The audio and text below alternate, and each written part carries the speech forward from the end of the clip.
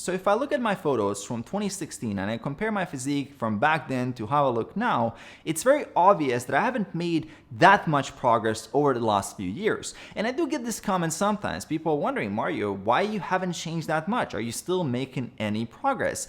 And I think this is a very valid point. And this is why in this video, I'm going to share with you why I haven't been building that much muscle and give you a very unique perspective on how things may go for you as well on your fitness journey. And this is very important, especially if you're someone who's more data driven and goal focused like I am, because I've been doing this since 2011, so over 10 years now. And I think you need to know what to expect and you need to know the honest truth about building muscle naturally. So without any further ado, let's dive right into it. So the first reason why I haven't built that much muscle is because I've simply hit a point of diminishing returns. And most natural lifters will experience this after about 5 years of serious, consistent training. And I do really mean serious, because there's a lot of people that have been lifting for 10, even 15 years, but if you look at what they're actually doing, they've only been very intentional and focused for about a year. So they really haven't been structured for the rest of the time. They really didn't have goals, they didn't take it as seriously, and they haven't made that much progress. So after about 5 years of really doing this seriously,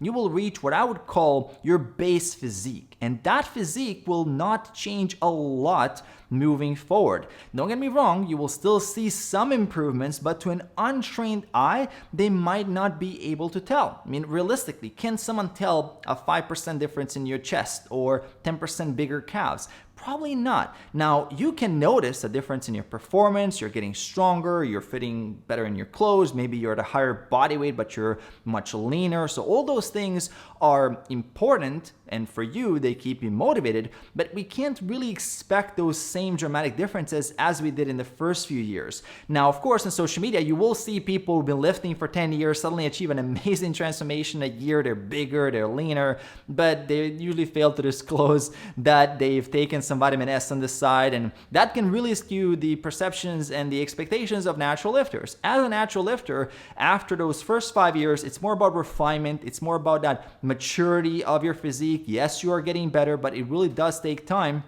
for gains to accumulate, and this is where it's so important for us to commit to the long haul, be consistent, be patient, to really let those gains reach a point where they really do show a difference. Now, the second reason why I haven't gained that much muscle is because I spent most of my fitness journey focused on staying very lean. And first off, I do want to say that I like how my body looks and how I feel in that 10 to 15% body fat range, and I've actually stayed closer to the lower end of that range for most of these years, which meant in practice that when I was deciding between a lean bulk and trying to gain weight and gain muscle and staying lean, I picked staying lean. So I didn't really do that many gaining phases over these years.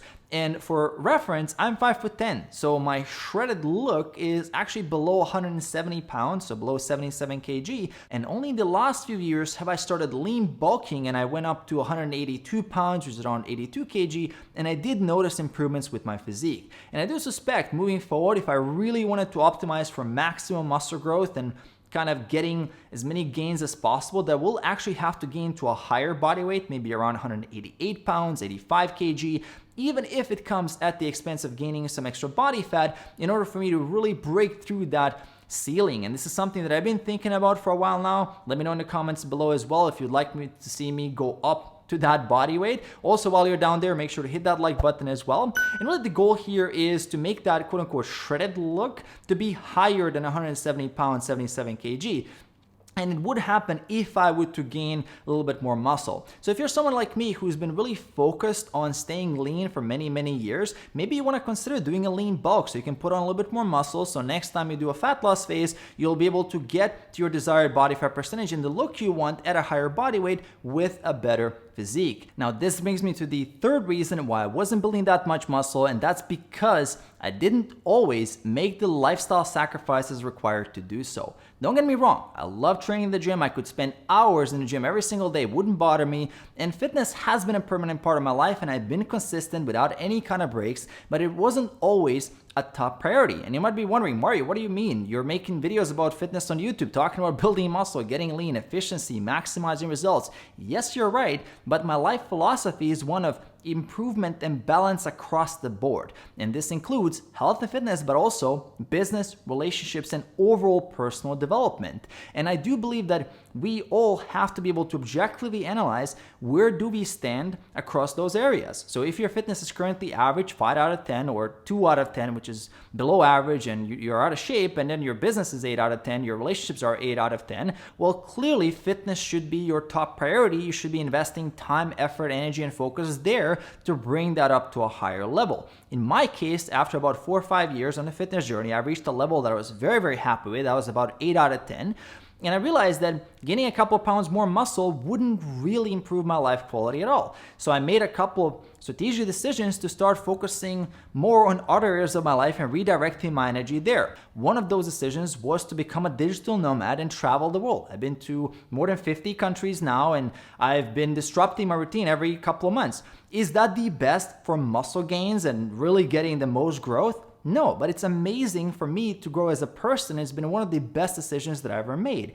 And these days also as an entrepreneur, I work 10 to 12 hours a day. Sometimes I cut my workouts short to about 30 minutes. Is that the best for maximizing muscle growth? No, but it's a requirement and a sacrifice I make to actually work on other priorities as well. So it's always important to understand your limitations. We all have 168 hours a week. There's only so much you can do at the same time. Does that mean that I'm not progressing with my fitness? No, but I could probably be progressing faster if I were to neglect everything else. But is that really what I should be doing? I mean, a lot of people in great shape are hiding in the gym and ignoring everything else in life that's falling apart. That's not the solution. The same thing is that there's a lot of people hiding in their business and inventing busy work and doing stuff that doesn't really matter at all and ignoring their health and fitness. And now this is definitely falling apart, which is eventually going to catch up on them.